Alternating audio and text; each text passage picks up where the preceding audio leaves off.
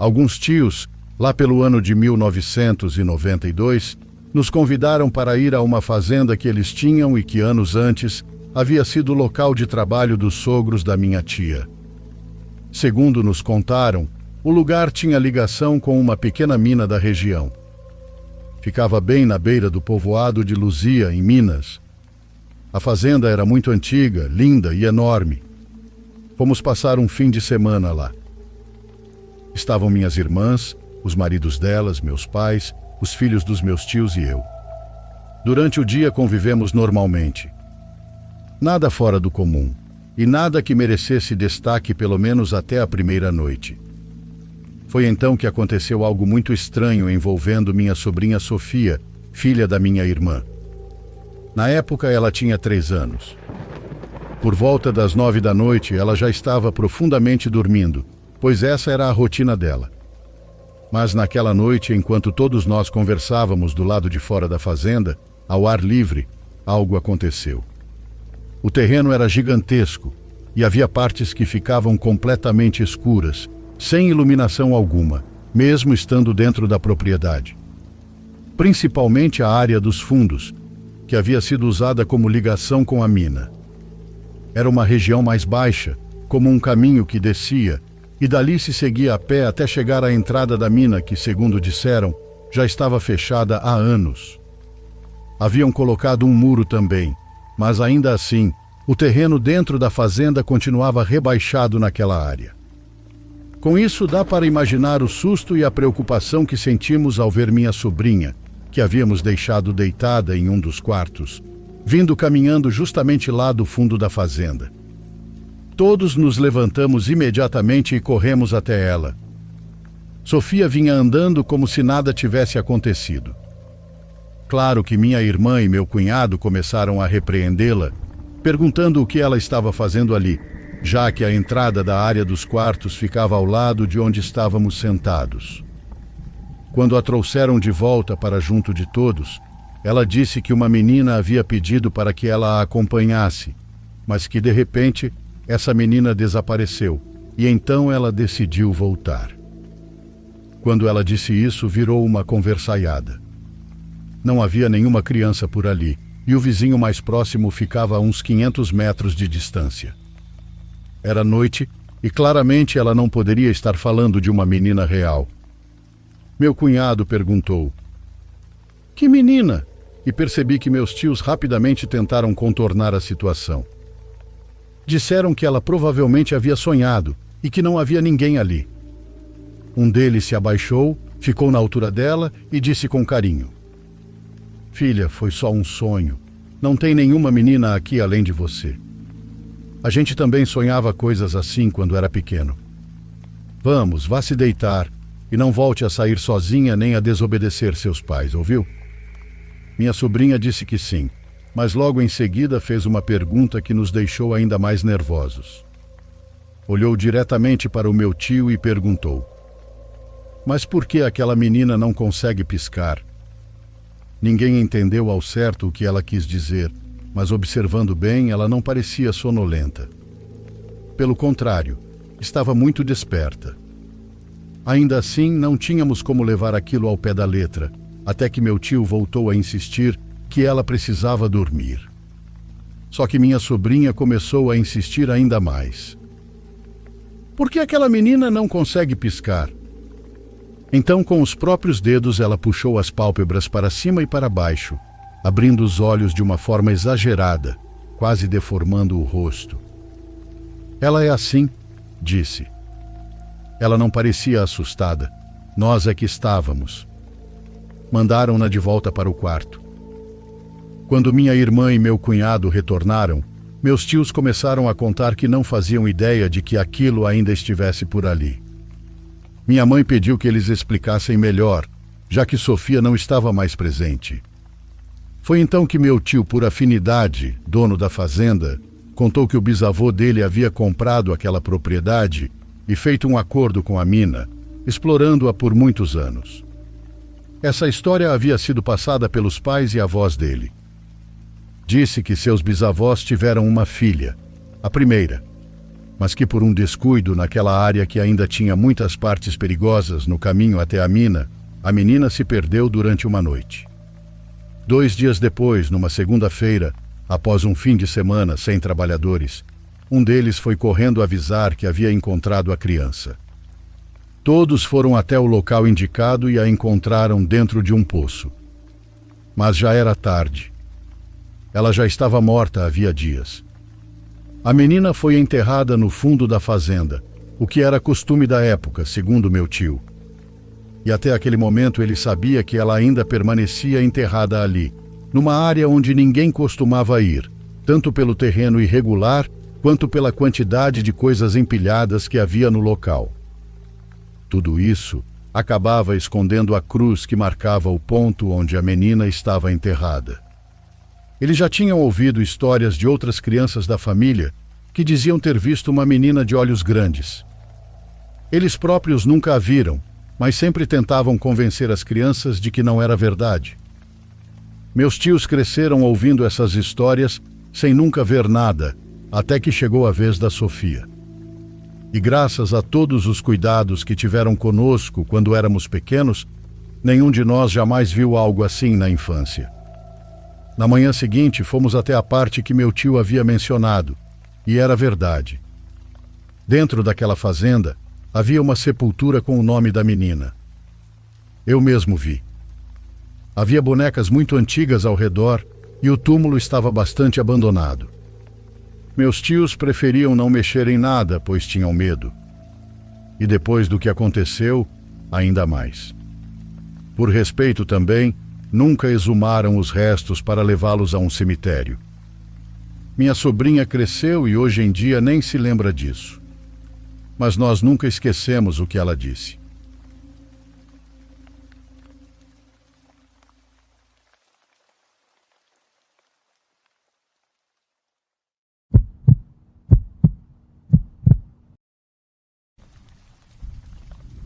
Estou muito contente de poder compartilhar meu relato com vocês. Vai ser uma experiência incrível ter minha história narrada no Diário dos Pesadelos. Começo dizendo que me chamo Batista, mas todos me conhecem como Lazinho. Bom, aqui nos povoados da minha região, quando alguém se casava, eram feitas enramadas. Eram construções simples, sustentadas por estacas de madeira, e por cima se colocavam folhas de palmeira.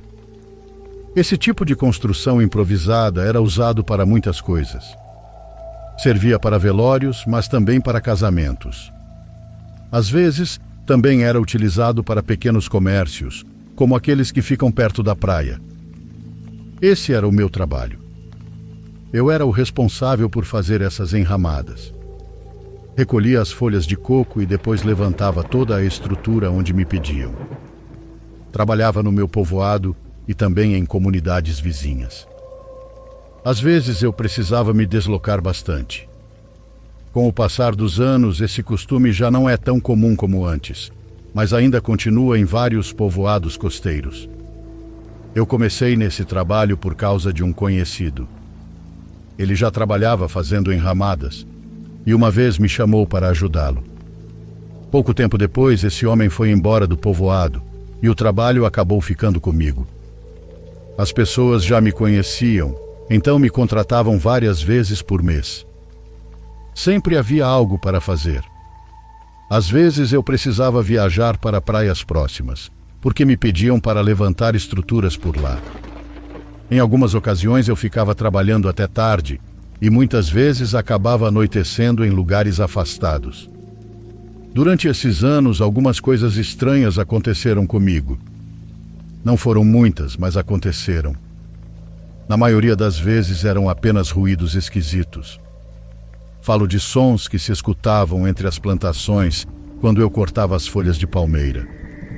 Uma vez eu estava trabalhando em uma praia que ainda não era muito conhecida pelo pessoal da internet. Um amigo queria abrir um restaurante e me pediu para fazer uma enramada grande para cobrir a área das mesas. Dessa vez eu fui trabalhar sozinho, pois o rapaz que às vezes me ajudava estava doente. Acabei ficando até tarde. Naquela época, os restaurantes eram muito afastados uns dos outros, então não era como hoje. Lembro que a única coisa estranha que vi naquela noite foi algo na água. Parecia que alguém estava caminhando dentro do mar. Era uma sombra distante ou uma silhueta andando perto da margem. Mas depois se afastou mais e continuou caminhando sobre a água. Não afundava. Durou apenas alguns segundos, mas me deixou pensativo. Eu sou uma pessoa de fé e naquele momento comecei a rezar. Não fiquei muito mais tempo na praia, mas foi a primeira vez que senti algo estranho. Uma sensação ruim no corpo, como quando a gente sente que algo não está certo. Algum tempo depois aconteceu algo pior. Foi em um coqueiral. Uma criatura começou a me seguir. Tudo aconteceu quando me pediram uma enramada para um casamento. Foi de última hora, então não tinham me avisado antes. Eles já tinham contratado outra pessoa, mas essa pessoa não apareceu. Então foram atrás de mim.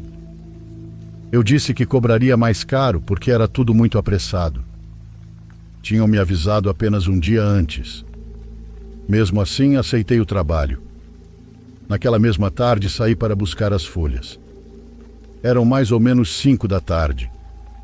Subi na minha caminhonete e fui em direção às plantações. Dessa vez eu estava com um rapaz que às vezes me ajudava. Ele também sabia trabalhar com a palmeira, mas para terminar mais rápido nós nos separamos. Cada um ficou em um lado do coqueiral. Precisávamos de muitas folhas, por isso decidimos dividir o serviço. Eu subi em uma das palmeiras para começar a cortar. Normalmente eu usava uma corda. Amarrava no tronco e depois prendia na minha cintura.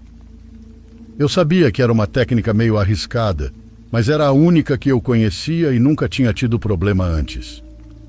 O tempo passou rápido. Pouco a pouco começou a escurecer. O sol já estava se pondo. Então o rapaz que me ajudava voltou para o povoado. Ele levou a caminhonete com as primeiras folhas para deixar no local do casamento. Eu fiquei sozinho na plantação.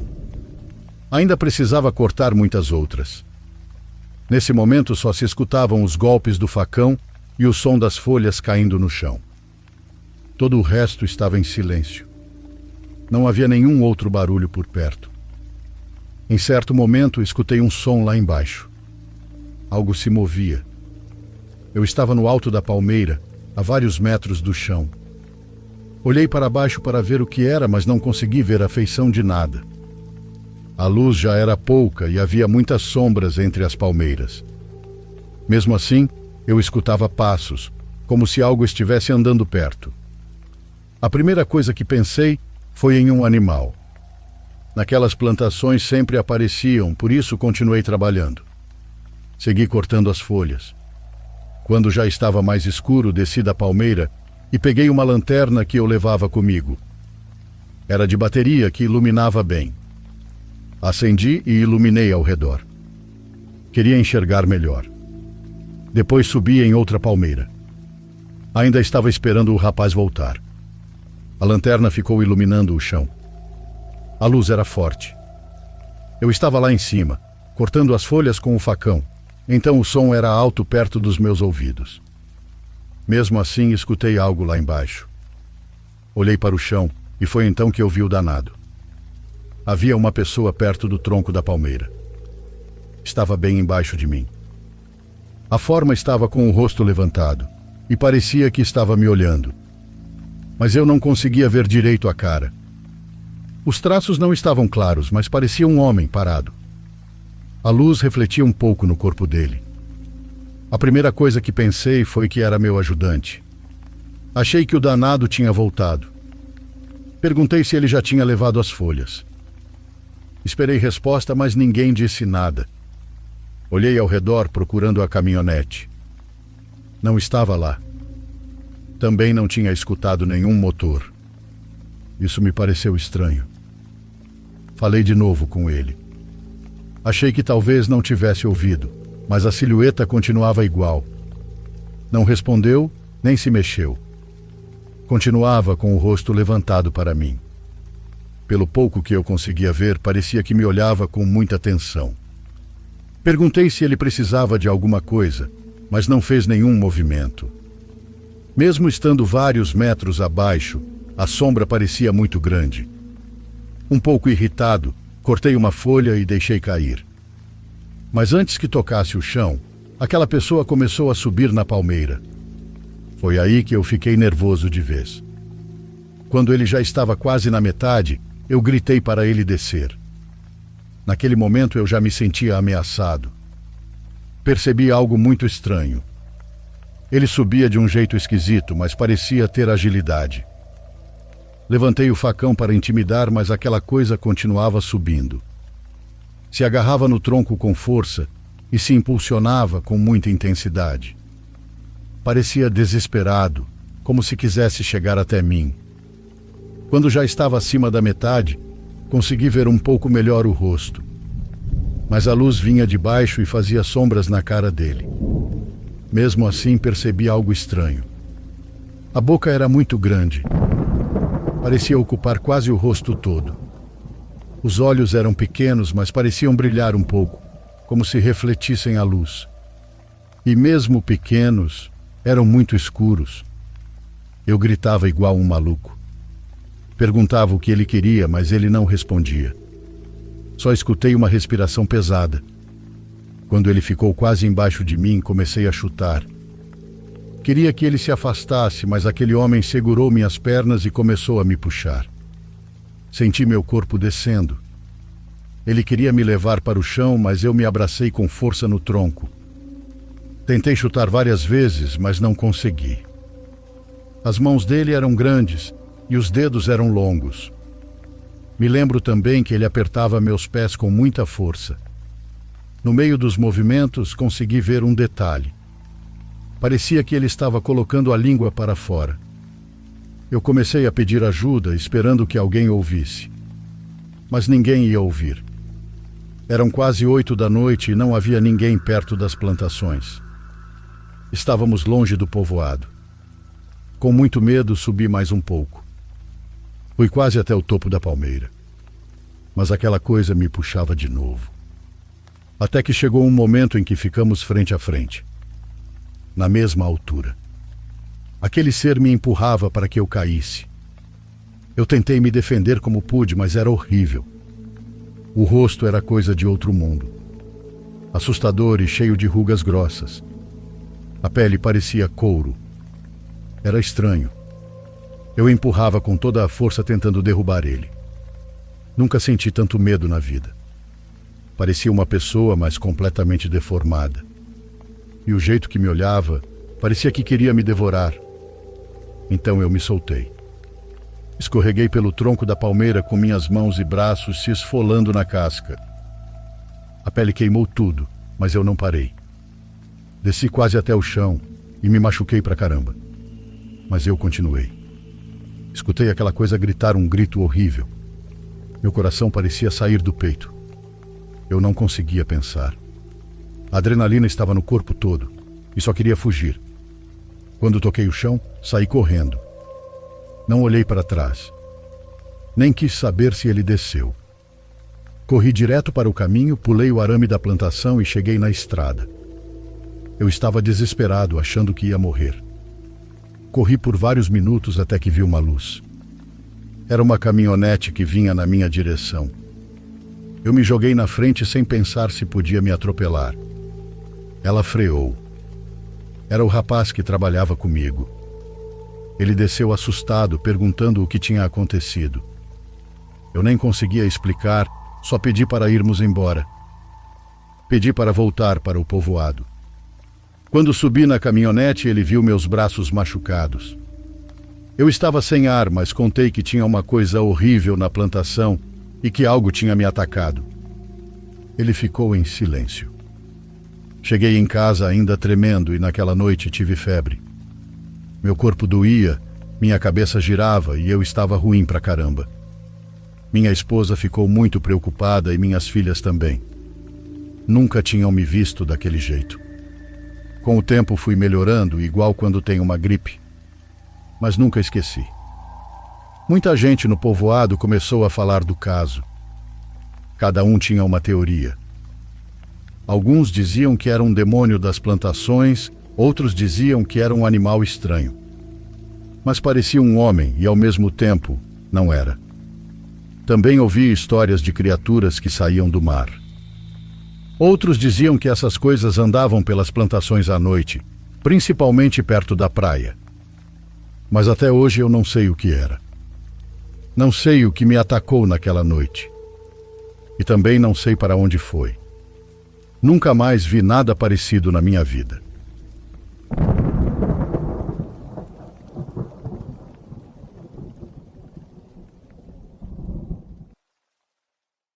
Por favor, curta e se inscreva se você estiver gostando. Agora continuamos.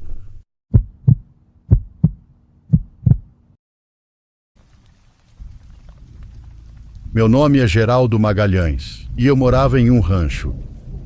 Meu pai sempre foi ruim, tanto comigo quanto com meus irmãos. Ele era um homem bastante bruto em suas atitudes, então não nos tratava da melhor maneira. Era impulsivo. Lembro que sempre nos repreendia por qualquer coisa e às vezes, quando não estava de bom humor, começava a gritar e dizer coisas sem motivo aparente. Naquela época, embora hoje eu saiba que isso não era certo, acabei passando a enxergar tudo aquilo como algo normal. Vivíamos em um rancho e eu não sabia como os outros pais tratavam seus filhos, então fomos normalizando esse tipo de comportamento. E sinceramente também não o julgo completamente, porque imagino que ele tenha recebido o mesmo tipo de tratamento dos meus avós. Minha mãe, por outro lado, sempre tentava estar bem conosco. Falava de forma mais doce e procurava nos ensinar muitas coisas. Já meu pai se irritava porque não sabíamos coisas que, segundo ele, já deveríamos saber. Isso também valia para coisas que ele nunca havia nos explicado. Lembro que certa vez ele me disse coisas muito feias. Não vou entrar em detalhes sobre como me castigou, mas recordo que eu não encontrava um balde para tirar leite de uma vaca, e ele começou a gritar comigo, dizendo que eu nunca fazia nada direito. Naquele dia saí correndo entre as árvores e comecei a chorar, porque me sentia inútil. Eu não entendia por que meu pai nos tratava tão mal. Minha mãe apenas me dizia para não chorar na frente dele, porque isso o irritava ainda mais. Ele dizia que não éramos capazes de fazer nada direito e que nos comportávamos como crianças. Foi assim que começamos a tolerar o comportamento do meu pai e até certo ponto, também passamos a carregar um tipo de frustração dentro de nós. Apesar de vivermos todos no mesmo rancho, começamos a falar uns com os outros de forma mais dura. Ficamos menos pacientes entre nós. Minhas irmãs também passaram a responder mais, mas nunca podíamos dizer nada contra o meu pai nem nos dirigir a ele de forma inadequada. Sempre tínhamos que tratá-lo com respeito. Até que em certa ocasião, meu irmão perdeu a vida. E sinceramente não quero entrar em muitos detalhes sobre isso, porque é algo que até hoje me dói, apesar de já terem se passado vários anos. Mas, para resumir, nosso cachorro morreu durante uma época de chuvas. Meu irmão esqueceu de amarrá-lo, e meu pai simplesmente caiu em cima dele, responsabilizando-o por tudo o que aconteceu. Lembro que ele o tratou tão mal naquele momento que eu nem entendia exatamente o que estava acontecendo. Só ouvia meu pai gritando e jogando coisas, enquanto o barulho da chuva lá fora se misturava com tudo aquilo. Naquela mesma noite, meu irmão, que era o mais velho e estava muito irritado, começou a responder ao meu pai. Isso fez com que a tensão aumentasse ainda mais. Então, ele simplesmente foi embora do rancho. Era uma das piores chuvas que tivemos naquele ano, mas ele não se importou. Não disse nada, apenas pegou o cavalo e partiu. Ficamos todos assustados, mas meu pai não quis que ninguém fosse procurá-lo. Disse que ele era homem o suficiente para tomar suas próprias decisões. Então passamos a noite em casa. No dia seguinte não tivemos notícias dele. Quando descemos até o rio para procurá-lo, encontramos o cavalo, mas não encontramos o corpo. Procuramos por todos os lados. Nos separamos porque naquele momento meu pai já estava preocupado. Também perguntamos nos ranchos vizinhos, mas ninguém sabia de nada. Todos estavam surpresos, sem entender como ele havia saído naquela tempestade. Depois de 2 dias de buscas, encontraram meu irmão perto de uma área com árvores grandes. O mais estranho foi que ele estava completamente queimado. Com a cabeça limitada da época, acreditamos que um raio tivesse atingido seu corpo. Ainda assim, havia muitas coisas que não faziam sentido, como o fato do cavalo ter sido encontrado perto do rio, enquanto ele estava no meio das árvores. Além disso, a probabilidade de ser atingido por um raio era muito baixa. Embora já tivéssemos ouvido casos assim com animais, era a primeira vez que víamos algo assim acontecer com uma pessoa. Seu corpo estava parcialmente queimado, mas algumas partes da roupa não estavam, e foi assim que conseguimos identificá-lo. Apesar de tudo, foi um golpe muito duro para toda a família. Era a primeira vez que perdíamos alguém tão próximo. E, acima de tudo, isso gerou um certo ressentimento contra meu pai, porque todos sabíamos que, de certa forma, havia sido culpa dele. Estávamos tristes pela morte do cachorro. Sim, mas aquilo não era culpa do meu irmão. No fim das contas, era responsabilidade de todos nós, que vivíamos no rancho, por não termos prestado atenção. Mas, por alguma razão, meu pai decidiu culpá-lo, e o pior é que nós, como irmãos, também não fizemos nada. Tudo ficou muito confuso. Em silêncio, culpávamos meu pai, mas também sabíamos que tínhamos nossa parcela de culpa por não termos interferido. A situação começou a sair do controle, cerca de 1 semana depois de enterrarmos o corpo dele. Nós o enterramos no povoado, em um cemitério onde já estavam outros membros da família do meu pai. Foi então que as coisas começaram a ficar estranhas. Meu pai começou a sonhar com ele. Sabíamos disso porque minha mãe dizia que ele parecia inquieto à noite e tomava 2 garrafas de café preto. Em uma ocasião, ele confessou que sonhava frequentemente com o filho. Dizia que o via entre as árvores, todo queimado, chorando e o seguindo no sonho. Ele não corria atrás dele, mas o seguia enquanto chorava. E, segundo meu pai, era um choro doído. Depois disso, as coisas ficaram ainda mais estranhas. Meu pai começou a dizer que via o filho. No início, não contou a todos nós. Descobrimos porque ele achou que algum de nós estava fingindo ser o falecido para assustá-lo. Afinal, todos estávamos com raiva dele e mal falávamos com ele. Ele nos perguntou se alguém o havia seguido até o rio, porque disse ter visto alguém com a pele escurecida sobre as pedras. Disse que estava cavalgando ao lado da água e, enquanto avançava, via alguém pulando de pedra em pedra bem ligeiro. Ele jurava que era um de nós. Mas não era. Minha mãe garantiu que todos estávamos no rancho naquele momento. Depois disso, ele começou a dizer que sentia que alguém o seguia no mato. No início, contou isso apenas à minha mãe, mas com o tempo ela nos revelou. Ele dizia que muitas vezes sentia alguém caminhando muito perto dele, praticamente a centímetros de suas costas. Às vezes, pelo canto do olho, via uma mancha escura sobre o ombro. Dizia que parecia um corpo queimado o seguindo, embora nunca conseguisse vê-lo claramente. A primeira vez que ele afirmou ter visto meu irmão após sua morte foi enquanto estava a cavalo. Ele contou que estava voltando para casa por um caminho quase sem árvores, exceto por uma mais à frente. Disse que seguia tranquilamente quando algo chamou sua atenção. Tinha uma figura sobre a árvore. Era uma árvore de galhos grossos, onde alguém poderia facilmente se apoiar.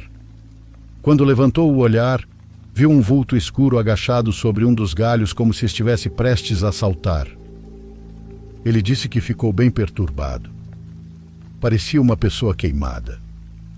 Ele sentiu o corpo inteiro arrepiar.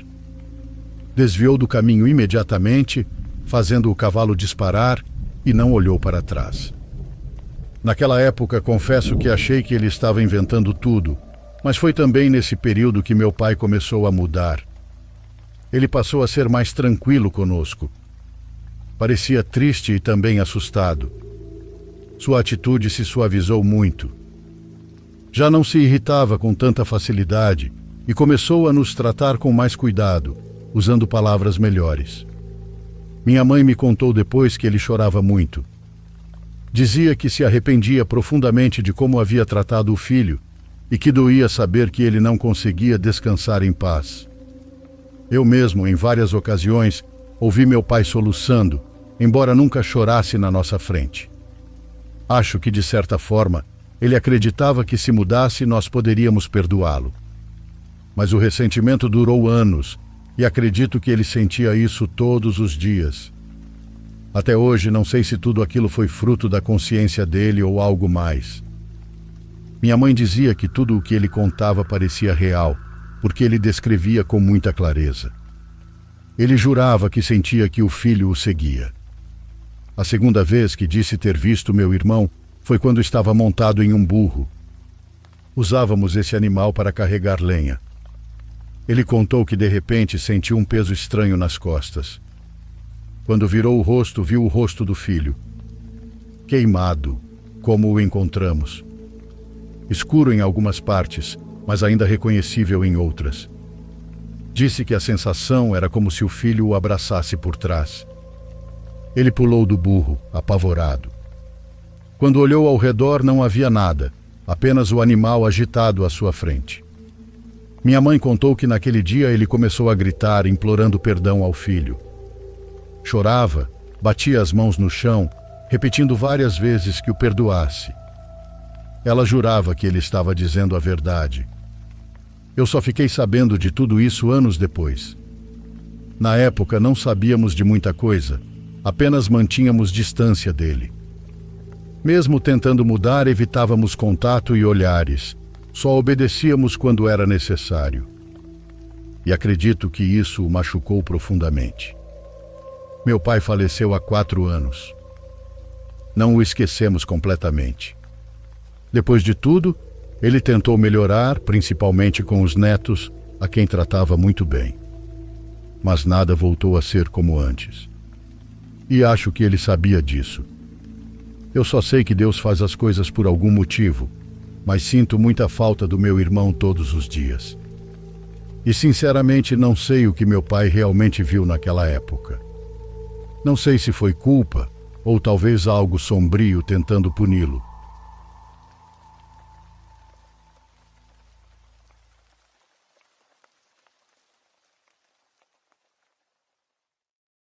Não se mexa, porque continuamos com mais experiências aterrorizantes.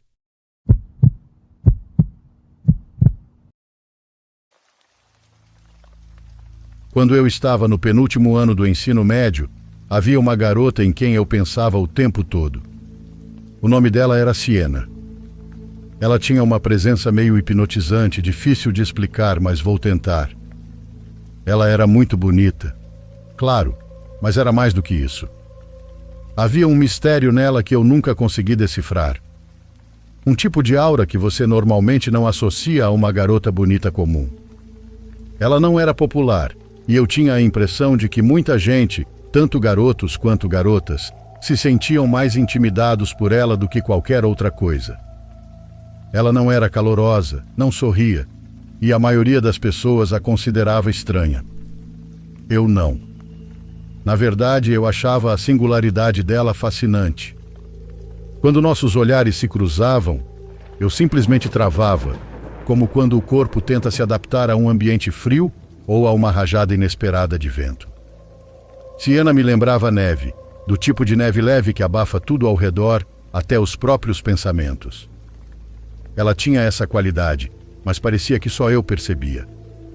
Para os outros, o jeito dela sempre isolada e em silêncio era apenas esquisito. Mas eu vivia querendo saber o que se passava na cabeça dela. Naquela época eu lia muitos livros de fantasia, então talvez isso tenha influenciado. Eu também escrevia bastante. Inclusive dei o nome Siena a uma personagem de uma história que eu estava criando. Dá para dizer que eu era obcecado, mas eu também gostava do nome.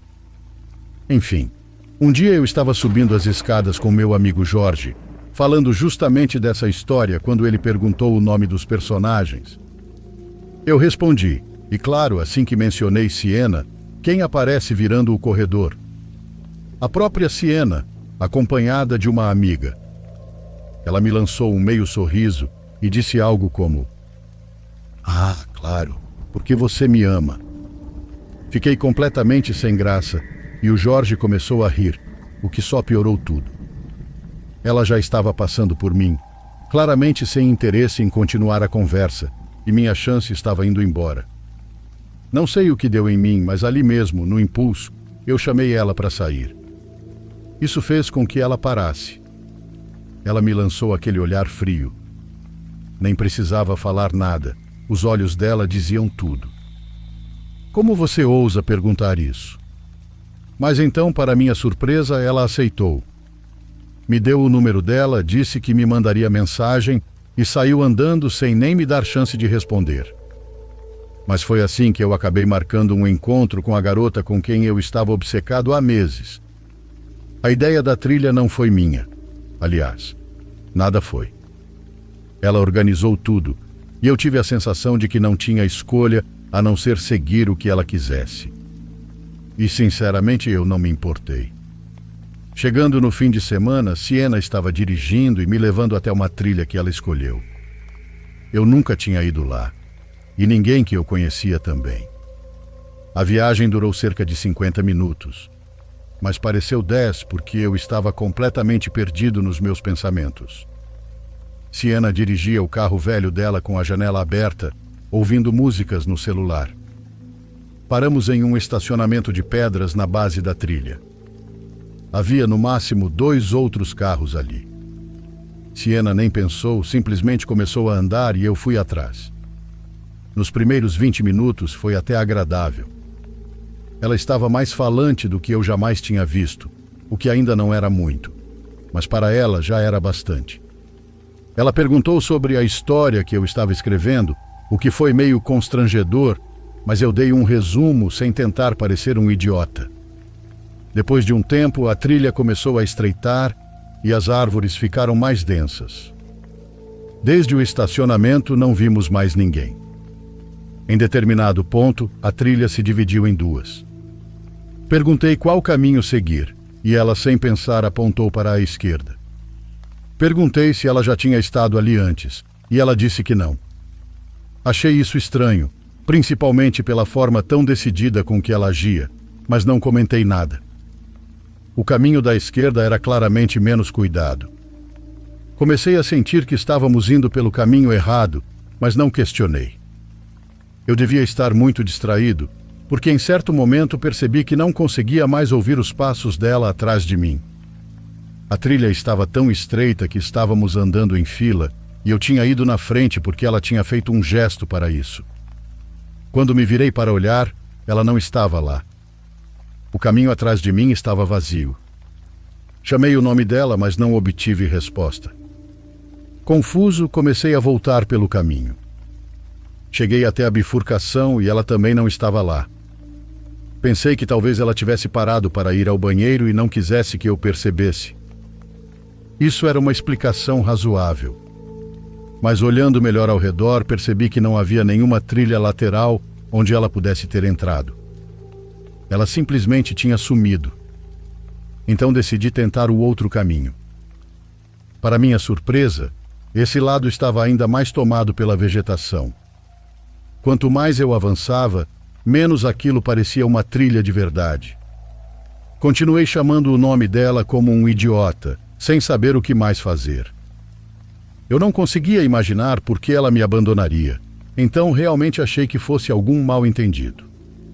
Até que em um momento ouvi um galho quebrando à minha esquerda, mais para dentro da mata. Olhei e vi movimento. Algo se mexeu atrás de uma árvore mais grossa. Na hora achei que era Siena brincando comigo, então resolvi inverter a situação e tentar assustá-la primeiro. Me aproximei devagar, tentando fazer o mínimo de barulho possível.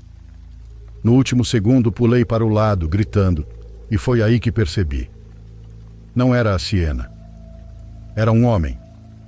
Fiquei em choque, mas já era tarde. Eu estava a poucos centímetros daquele cara alto, de meia idade, que não parecia assustado nem um pouco. Instintivamente, dei alguns passos para trás. Ele apenas me encarava.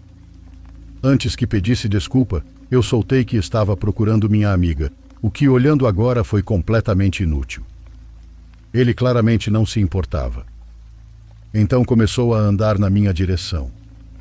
Eu me virei e comecei a voltar para a trilha, tentando não correr até ouvir outro som, dessa vez à minha direita. Olhei e havia outra pessoa. O segundo homem nem tentava se esconder. Ele estava parado, segurando algo que parecia um facão. Foi aí que eu corri. O segundo homem bloqueava o caminho de volta. Então comecei a correr pela mata sem direção, torcendo para encontrar outro caminho. Assim que comecei a correr, os dois vieram atrás sem tentar esconder o barulho. Corri por alguns segundos, mas era difícil com a vegetação tão densa. Antes que eu pudesse reagir, algo agarrou meu tornozelo e eu caí. Era o primeiro cara tentando me imobilizar. Gritei, chutei e por algum milagre consegui me soltar. Levantei desesperado e continuei correndo. Minha boca já estava cheia de sangue naquele ponto. Acho que eles não me seguiram depois disso, mas eu não parei para conferir. Corri até encontrar a trilha e continuei correndo até o estacionamento. O carro da Siena ainda estava lá, mas os outros dois carros tinham sumido. Siena não estava em lugar nenhum. Aquilo me apavorou. Comecei a pensar que aqueles caras tinham pegado ela e que ela estava em perigo. Liguei para ela várias vezes e nada. Eu já estava prestes a chamar a polícia quando recebi uma mensagem dela perguntando onde eu tinha ido. Eu estava respondendo quando levantei os olhos e vi Siena saindo da mata, completamente calma. Gritei para ela se apressar, tentando explicar o que tinha acontecido, mas ela não parecia abalada. Eu disse que não estava brincando, mas ela parecia mais irritada do que qualquer outra coisa. Entramos no carro e fomos embora dali. Contei tudo, e ainda assim ela não demonstrou quase nenhuma reação. Foi aí que exigi saber onde ela tinha ido. Ela disse que achou que eu tinha seguido na frente e que estava tentando me alcançar o tempo todo. Eu sabia que era mentira. Eu tinha voltado até a bifurcação, então não tinha como não ter visto ela. Foi nesse momento que pensei que talvez ela tivesse algo a ver com aquilo. Mas o que exatamente eu não fazia ideia. A volta para casa foi os 45 minutos mais tensos da minha vida. Eu olhava para ela e me perguntava se alguém com aquela aparência calma, quase inocente, poderia ser capaz de algo tão frio e cruel. E sendo honesto, provavelmente sim. Ela me deixou em casa, nos despedimos e eu fiquei sozinho de novo. Eu ainda estava em choque com tudo aquilo. Era impossível ignorar o fato de que poucos minutos depois de Siena desaparecer, dois caras apareceram exatamente naquele trecho da mata. Parecia tudo planejado. E então ela simplesmente reapareceu, sem um arranhão, perguntando onde eu tinha ido. Depois disso, nunca mais saímos juntos. Eu nunca chamei, e se dependesse dela, ela jamais me procuraria. Contei essa história para alguns amigos ao longo dos anos, e a reação é sempre a mesma. Siena armou tudo. Já pensei nisso inúmeras vezes, mas até hoje eu não faço ideia do porquê alguém faria algo assim. Não faço ideia de onde Siena está hoje, já que ela não tem redes sociais. Essa é minha história. Uma verdadeira história de terror psicológico.